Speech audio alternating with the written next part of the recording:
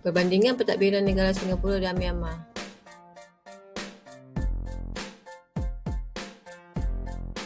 Memperkenalkan ahli kepala kami iaitu Amir, Farah, Yati dan Adilah.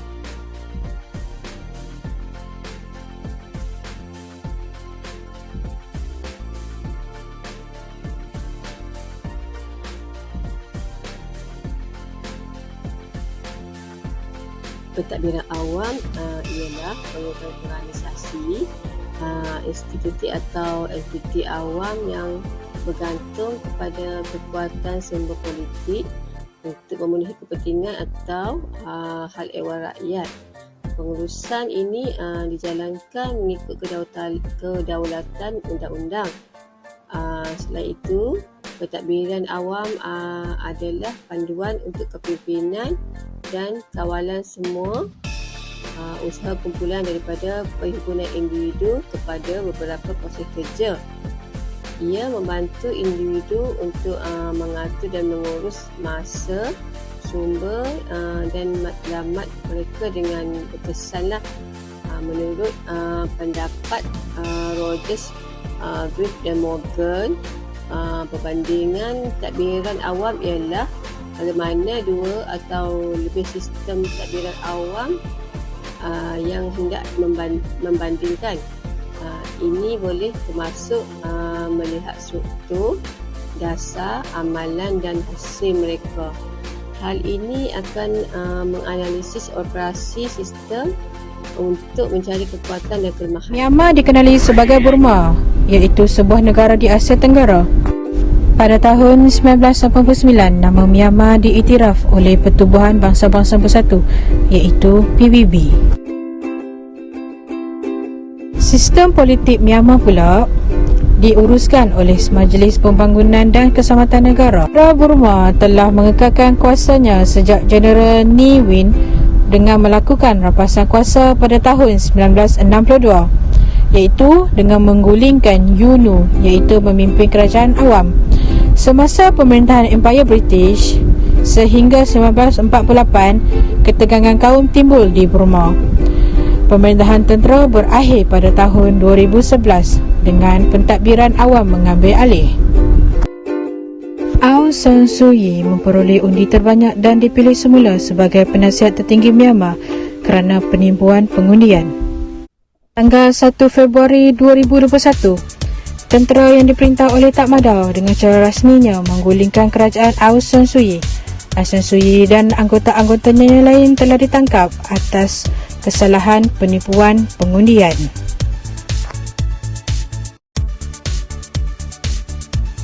Negara Singapura pula merupakan sebuah republik pulau di Asia Tenggara yang terletak di utara Khatulistiwa.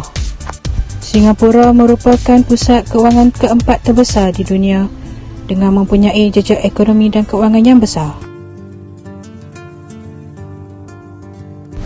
PBB telah mengecam penahanan Aung San Suu Kyi oleh tentera beberapa jam kemudian, manakala negara ASEAN yang lain menggalakkan ia menuntut pembebasan ke atas Aung San Suu Kyi.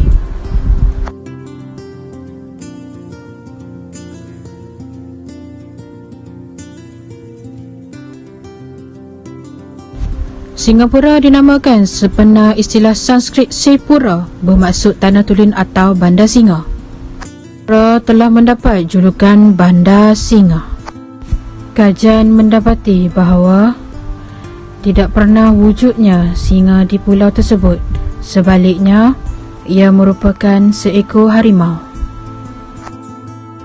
Populasi Cina, Melayu dan India, Singapura mempunyai sejarah penghijrahan yang panjang dengan peratusan penduduknya sebanyak 42 dan terdiri daripada warga asing. Sistem pentadbiran awam.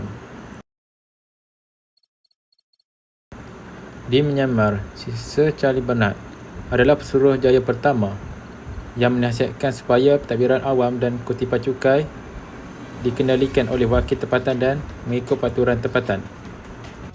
Manakala bagi Sir Charles Crosthwaite yang menggantikan Sir Charles Bernard memilih untuk mengikuti sistem India. Selain itu, kedatangan British ke Myanmar telah membawa impak yang hebat kepada negara tersebut. Hal ini menyebabkan dasar penjajahan British di Burma yang mengakibatkan perpecahan kerajaan, iaitu pembubaran dinasti Knauf Baung, mempunyai impak yang besar terhadap sejarah tempatan, terutamanya dari segi pentadbiran dan kepimpinan serta agama. Seterusnya, apabila British menguasai Myanmar, mereka membuat satu perubahan yang besar dalam sistem politik peribumi oleh negara Myanmar itu. Antaranya ialah kemusnahan sistem beraja yang dapat dilihat perubahan yang paling ketara. Tiada putera raja menurut sistem purba lain turut dihapuskan seperti Mewat Togi dan Tai Togi. Badan Huldau iaitu Majlis Tertinggi Bangsawan dan Tat Nabai yang terdiri daripada Sami Buddha. Kedua-dua badan yang bertindak sebagai penasihat raja itu, dan oleh kerana raja adalah seorang pemimpin agama pada masa itu, Sangha mempunyai banyak pengaruh British. Selepas kemerdekaan di Myanmar pula, dasar British yang lebih terbuka dalam arena sosial dan politik membolehkan ramai orang Burma menerima pendidikan dan kemudiannya memasuki politik. Dan ini mengakibatkan lonjakan dalam erti kata nasionalisme. Walau bagaimanapun, rakyat Burma dihimpit dengan kesusahan apabila mereka terdorong dengan berhutang dan kepada ceti, dan hal ini menyebabkan mereka kehilangan tanah serta terpaksa bersaing dengan buruh daripada India dalam kegiatan ekonomi yang dijalankan oleh British demi mempromosikan pluralism. Bagi negara Singapura pula, negara kota Singapura tidak mempunyai sepadan dengan ciri-ciri pecahan negeri dalam pembentukan wilayah negeri dan pembahagian politik yang terdiri di negeri yang lebih besar kerana saiz fizikalnya yang kecil. Namun, badan ini telah dibagikan secara pentadbiran dalam berbagai cara sepanjang sejarahnya kerana saiz fizikal yang kecil. Bahagian ini berdasarkan daerah pos yang popular pada zaman penjajah apabila pilihan raya tempatan memaksa pembinaan daerah perwakilan kerajaan. Singapura mula memperkenalkan daerah pos sebagai bentuk alternatif kerajaan tempatan, dengan setiap kawasan pilihan raya itu diketuai oleh seorang ahli parlimen yang mewakili dan bercakap untuk kawasan itu. Antara tugas MPM adalah bagi membangunkan, merancang dan mengurus satu program komuniti yang mengukuhkan ikatan komuniti dan perpaduan sosial di kawasan tersebut. Sempadan pilihan raya di Singapura adalah sangat fleksibel dan dinilai semula sebelum setiap pilihan raya umum, dan daerah ini dibagi kepada kawasan pilihan raya yang berakhir ialah pada PRU 2015. Di samping itu juga, kerajaan Singapura boleh ditakdirkan dalam Perlembagaan Republik Singapura, iaitu sebagai badan eksekutif yang mentadbir negara yang terdiri daripada Presiden dan Kabinet Singapura, dan berperanan Presiden adalah kecil walaupun beliau mempunyai budi bicara untuk meneliti tindakan kerajaan itu sendiri. Kabinet kerajaan diketuai oleh seorang Perdana Menteri yang bertanggungjawab ke atas kerajaan. Setiap kerajaan yang dibentuk di dalam negara Singapura ini oleh parti politik ialah yang memenangi majoriti asas dalam pilihan raya umum yang diadakan sekurang-kurangnya setiap 5 tahun sekali sebagai sebahagian daripada sistem politik di Singapura dan disokong oleh perkhidmatan awam di Singapura. Kerajaan Singapura telah dipuji oleh Transparency International sebagai salah satu yang paling terbuka politik dan paling tidak korup di dunia.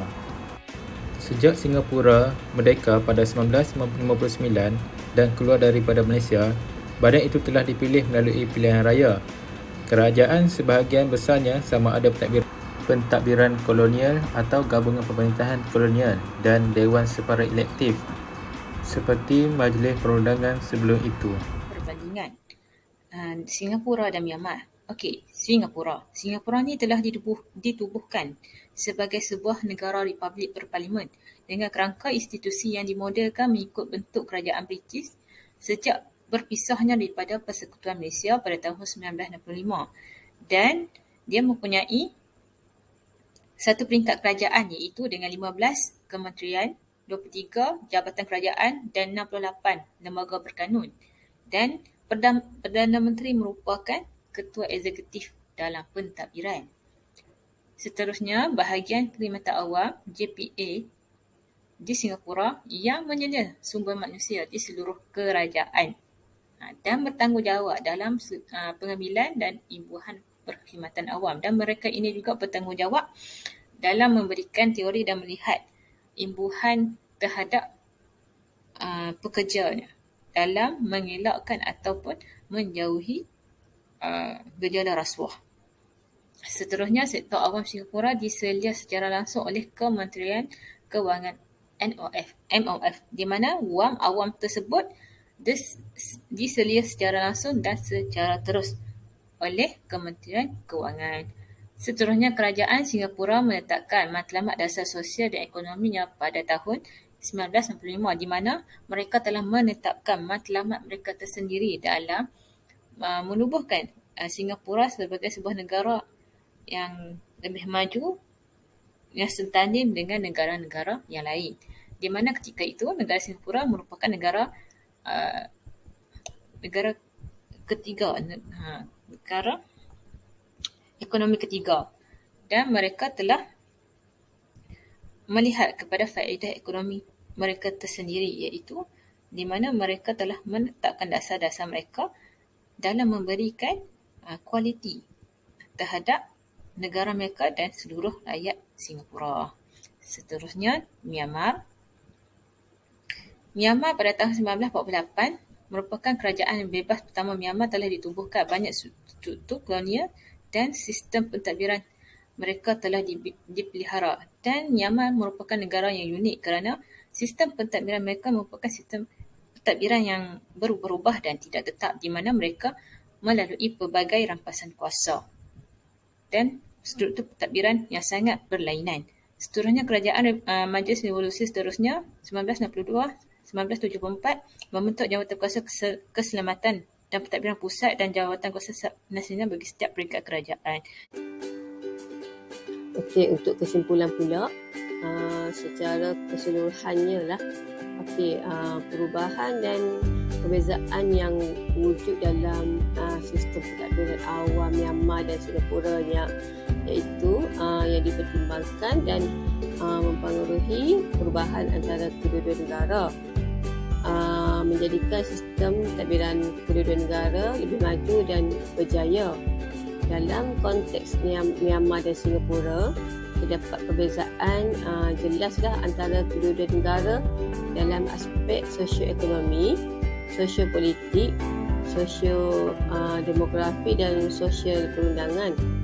Bagi aspek sosioekonomi pula, negara Myanmar sebagai negara membangun dan Singapura pula sebagai negara yang maju. Aspek sosial demografi pula, di mana majoriti penganut Buddha di Myanmar berbanding Singapura, yang mana menempatkan pelbagai kumpulan etnik seperti Melayu, Cina dan India. Dan majoriti penduduk negara itu adalah Cina lah. Bagi aspek sosio perundangan pula, merangkumi agama Buddha sebagai agama negara Myanmar dan yang termaktub dalam undang-undang. Tidak seperti Singapura lah yang tidak mempunyai agama di negara Singapura.